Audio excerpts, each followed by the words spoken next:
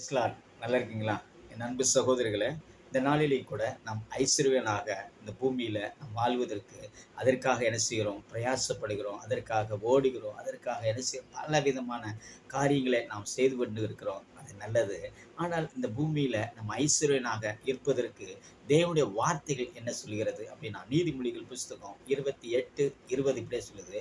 "உண்மையுள்ள மனுஷன் பரிபூர்ண ஆசீர்வாதங்களை பெறுகிறான்." ஆமாங்க. அது பரிபூர்ணம் என்ன என்பது ஒரு முழுமையை குறிக்கிறது. ஸோ நம்முடைய வாழ்க்கையில ஐஸ்வர்யம் இருக்கும். ஆனா, நம்முடைய சில நேரங்கள்ல நம்ம யோசிச்சிருப்போம், எனக்கு இந்த காரியங்கள் நடைபெற்றா நல்லா இருக்குமே! எனக்கு இந்த செயல் நடந்திருந்தா நல்லா இருக்குமேன்னு சொல்லி, நமக்குள்ள ஏதோ ஒரு இது என்ன செய்யும்னா, அந்த தேவைகள் பூர்த்தி அடையாம இருக்கும். ஆனா, அந்த தேவைகள் பூர்த்தி அடைவது தான் ஒரு முழுமையை சொல்லப்படுகிறது. அந்த முழுமைய அது தேவன் அவர் இன்றைக்கு அவர் தர போதுமானவரா இருக்கிறார். ஸோ அது தேவன் நமக்கு கொடுப்பாரேன்னா, அந்த பரிபூரணத்தை நாம் பெற்றுக்கொள்வதற்கு தேவன் அதற்கு ஒன்றை எதிர்பார்க்கிறார், உண்மைத்தன்மை. ஸோ உண்மை நம்ம இருக்கப்படும் பொழுது, அந்த பரிபூரணத்தை நாம் பெற்றுக்கொள்ள முடியும். இல்லங்க இதெல்லாம் நமக்கு சரி வராது. நான் என் திறமையினால் நான் செயல்படுவேன் அப்படின்னா, அங்க ஆக்கனே அங்க ரெடியா இருக்கிறது.